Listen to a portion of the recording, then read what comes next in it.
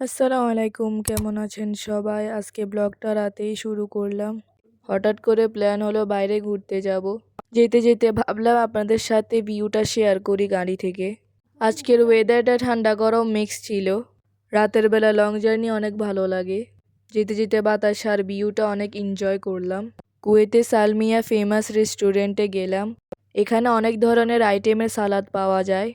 সাথে অনেক ধরনের সসও ছিল আর এখানে পরিবেশনটা অনেক ভালো, সবাই যার যার ইচ্ছা মতো নিতে পারে। আমাদের কাজিন সহ সবাই মিলে খাওয়া দাওয়া শুরু করলাম। সালাডটা অনেক মজা ছিল।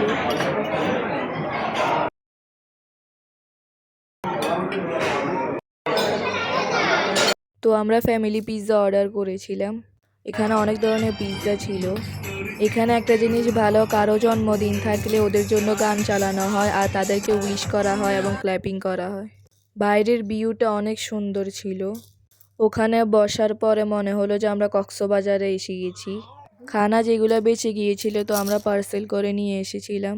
সবাই দোয়া করবেন। আল্লাহ হাফেজ।